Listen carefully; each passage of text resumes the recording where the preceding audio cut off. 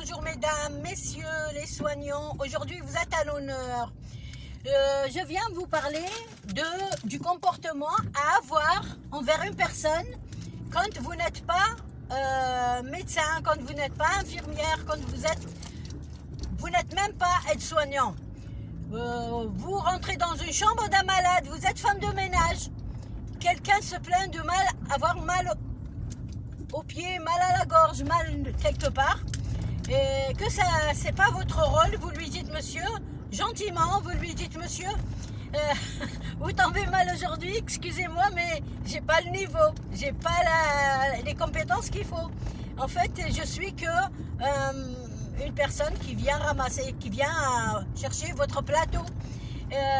Par contre, je vais le signaler à l'aide-soignante. L'aide-soignante, vous le signalerez et vous dites madame, voilà, monsieur tel ou madame tel s'est plaint d'avoir mal à la gorge, mais par contre, je lui ai parlé gentiment et je lui ai expliqué qu'il fallait que je lui envoie l'aide-soignante pour qu'il se plaît à vous. Et l'aide-soignante, vous madame, vous allez le voir et vous lui dites que vous allez entendre déjà ce qu'il va vous dire. S'il change à chaque fois de douleur, qui vous dit j'ai mal à la tête, puis j'ai mal aux pieds, j'ai mal, c'est pas de sa faute. Ça, c'est pas de sa faute. C'est quelqu'un qui est malade. Quelqu'un qui ne sait pas ce qui lui arrive, il va trouver tous les malheurs du monde qui sont à ses trousses. Donc vous allez voir l'infirmière et vous allez lui dire à l'infirmière, voilà le monsieur, il m'a dit ça. D'abord, il a signalé à la femme de ménage comme quoi il a mal à la gorge. Et la femme de ménage est venue me rapporter ça. L'a signalé, elle lui a dit ça, Et moi, j'ai été le voir. Et comme il m'a pas parlé de son mal de gorge, mais il m'a parlé de son pied, qu'il m'a parlé de sa tête, qu'il a mal à la tête, qu'il a mal qu'il est craintif, qu'il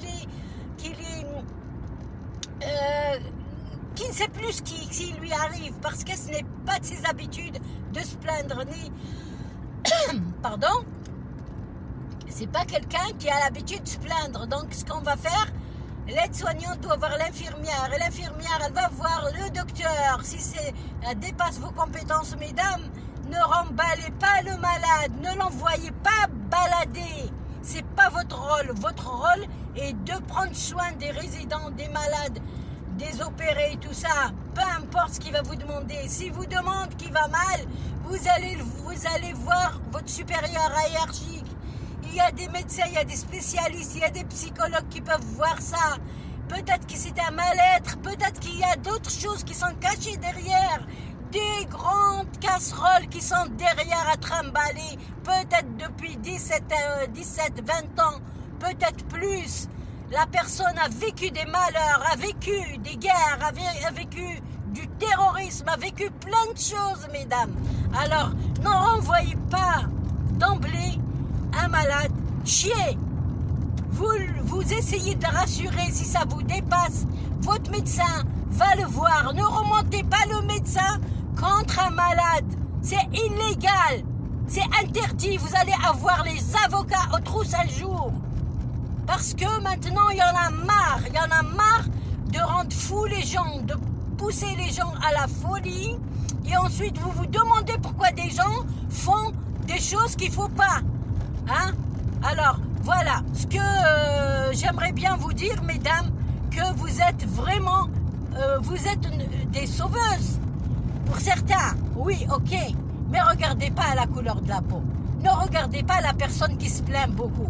La personne qui se plaint beaucoup, sûrement que je vous ai dit qu'elle traîne des casseroles, les malheurs, les blessures, que vous pouvez trouver de l'aide à cette personne. Hein? Peut-être que dans sa famille, il y a de la terreur, une terreur chez lui, une personne qui ne le comprend pas, une personne qui n'est pas de son côté. Alors je vais vous dire une chose. Arrêtez de maltraiter les gens. Arrêtez de maltraiter psychologiquement les gens, parce que c'est de la maltraitance psychologique. Voilà. Et puis si le médecin ne peut pas faire quelque chose, il envoie d'autres médecins. Il Il faut toujours rester cool, rester à l'écoute, rester à l'écoute et signaler par écrit pour que le médecin puisse lire vos transmissions correctement. Pas lui le remonter contre un malade ou remonter toute l'équipe contre quelqu'un qui est là, qui est à votre merci. D'accord? Bon, sur ce, je vais vous dire une chose, une dernière. Si ça dépasse vos compétences, allez-y. Ou alors si le métier ne vous plaît pas, mesdames, allez-y voir ailleurs. Allez-y vendre les patates sur le marché, c'est mieux pour vous.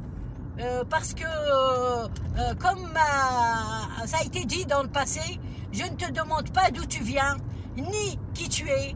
Tu souffres et cela me suffit. La personne souffre soit physiquement, soit psychologiquement. Et donc, à vous de trouver ce qu'il faut. Et ne le rembarrez pas les gens comme ça. Ne jetez pas les gens comme ça à la folie, à l'angoisse, à la personne qui ne dort pas du tout. Vous lui donnez un Valium pour dormir, mais vous prenez les gens pour qui là, hein? Vous lui envoyez, vous ouvrez un comprimé, vous le donnez à un homme qui a fait des études. Vous donnez le comprimé, expliquez-lui ce que c'est. Ne lui faites pas ouvrir la bouche et jeter le comprimé dans la bouche. Vous lui dites, monsieur, je vous apporte un médicament qui s'appelle, par exemple, du Valium. Et ce Valium, il agit sur votre sommeil. Il agit sur votre mal-être. C'est ce médicament, il agit sur votre tel ou tel symptôme. Et pour finir, je vais vous dire merde. Je vais vous dire merde les soignants qui ne savent pas s'occuper de leurs résidents et qui font pas la part des choses et qui ne savent pas rapporter les faits comme ils sont et qui ne sont pas à l'écoute et qui ne sont pas rassurants et qui rentrent dans les chambres des malades comme si c'était des chefs de guerre. Alors là, c'est bravo, hein, bravo les qualités soignants. La qualité de soignant qui est vraiment, hein, ça donne envie de vomir pour certaines, hein, et certains. Allez, bye bye et bonne journée. Et surtout, n'écoutez pas trop l'entourage des malades parce que souvent, il y a des gens qui veulent se débarrasser de leurs malades. Ils se débarrassent du frère ou du père ou du mari ou de l'épouse ou je ne sais pas moi. Alors, rassurez les gens au lieu de les rembarrer, de les jeter, de les envoyer balader comme ça. Ou alors de remonter toute l'équipe contre un malade et qui est déjà mal dans sa peau et que vous continuez parce qu'il a une pathologie qui est gravissime et vous ne comprenez même pas, vous n'essayez même pas d'avoir une pitié dans votre cœur pour cette personne qui sûrement est un cas vraiment très spécial à étudier, à aider, à sortir du noir, à sortir du noir et comme ça il va vous sourire, il va vous dire merci mesdames parce que vous m'avez rendu la vie, vous m'avez sauvé, hein? Et ça j'en suis sûre et certaine qu'il va être bien si vous êtes bien dans votre peau vous-même. Si vous avez des vacations à Tire-Larigot, que vous allez faire vous avez un poste fixe à la clinique Claude Cucu et que vous allez faire des vacations dans toutes les maisons de retraite aux alentours et que vous revenez à la clinique Cucu mal dans votre peau et que vous êtes fatigué et que vous avez un mari qui s'occupe pas de vous et que vous n'êtes pas ou alors que vous avez une épouse qui s'occupe pas de vous et que vous avez des enfants à vous occuper qui vous aident pas, etc. Ne venez pas mettre tout votre mal-être sur le pauvre malade qui est là, qui demande que à être sauvé par vous et par d'autres soignants. Bon, à la bonne entendeur, salut et puis prenez soin de vous et puis prenez soin de vos soignants, de vos malades surtout.